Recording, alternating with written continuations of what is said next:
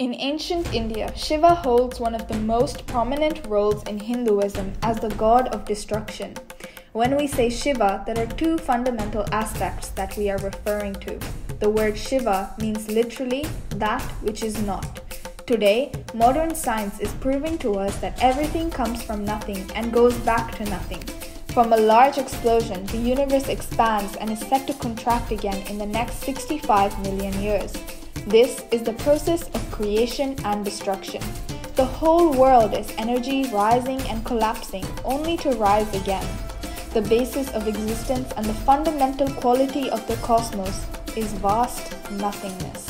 The galaxies are just small happenings.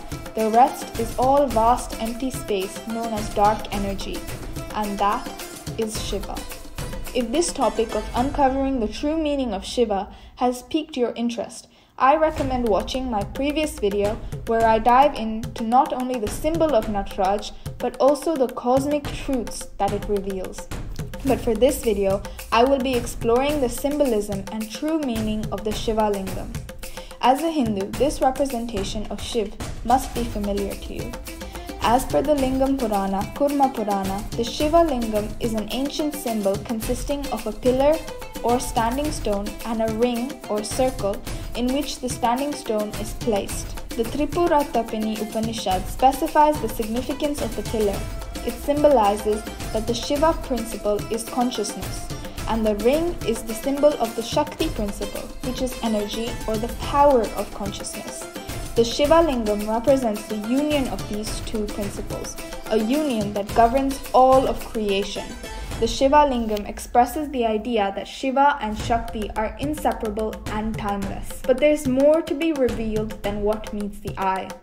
The basic features of the Shiva Lingam is made of two parts. The first is a cylindrical structure made of polished stone, usually granite. The second is the surrounding coils or grooves ending in a sprout.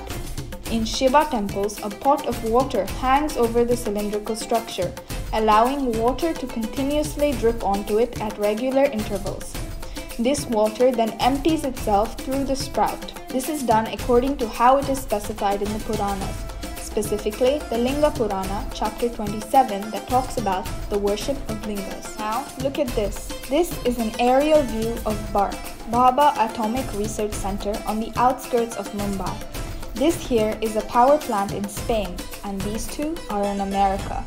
Do you notice the parallels between them? The similarities are shocking. Shape is identical to the cylindrical structure of the Shiva Lingam. And just like the Shiva Lingam, the nuclear reactor too needs a regular supply of water to cool it down as it heats up during the process of generating energy. Observe the coils around the main reactor. Those are the structures built to dispose of the water, just like the coils around the lingam. Think about it. Have you ever heard of the Samudra Manthan, which directly translates to churning of the ocean of milk?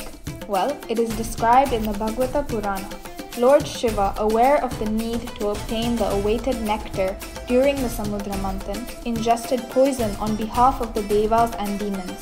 With the capacity to endure its heat, he let the venom flow through his throat.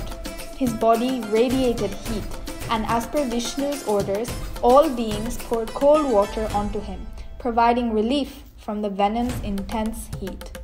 And nuclear power actually generates a very lethal type of waste known as radioactive waste. Water is being poured into the nuclear reactors in order to cool them, just like it is poured on Shiva as per Vishnu's orders. What's more is that only in a Shiva temple the water flowing from the lingam is not consumed as holy water. In temples of other deities, it is usually offered as tirtha. Why is that? Well, the water from a Shiva Lingam is not drunk exactly for the same reason as the water from a nuclear reactor is not directly released into the water systems. The water becomes contaminated with radionuclides, unstable atoms with excess energy. The contaminated water is then treated through a filtration process known as Advanced Liquid Processing System to remove most of the radioactivity before being stored. Ever noticed how lingams and Shiva statues are mostly located near water bodies? Well, the sages were aware that there will be a radiation fallout if some accident occurs, and that is the reason that Shiva temples were built close to the vicinity of seas, ponds, rivers, tanks, or wells. In fact, Sage Vyasa, the author of Mahabharata, mentions that Lord Shiva is smaller than the subatomic particle, like a proton, neutron, and electron. And today, nuclear energy is described as a form of energy released from the nucleus, the core of atoms made up of protons and neutrons. What I'm trying to convey is that Shiva Lingam might be a symbol used to represent a supreme force that ancient Indians chose to call Shiva. Today, we pride ourselves on having great powers and advanced technology, but little do we know what lies hidden in the past during the ages of Veda and the epic battle of the Mahabharata. Did you know Oppenheimer, who is known today as the father of the atomic bomb, quoted the Bhagavad Gita after witnessing the first successful blast of the bomb? He said, and I quote, "I have become death, destroyer of worlds." In an article by the BBC, it was revealed that Oppenheimer learned Sanskrit with the intention of understanding the Gita. He quotes from the Gita, chapter 11, verse 32, where Lord Krishna states, "I am mighty time, the source of destruction that comes forth to annihilate the worlds." If you are captivated by this topic, watch this video where I explore the possibility that ancient India might have witnessed the world's first nuclear war, and the clues are hidden in the Mahabharata and other scriptures. If you found this video as fascinating as I did, please make sure to like, subscribe, and share this video, and together we can uncover the truths that shape our world.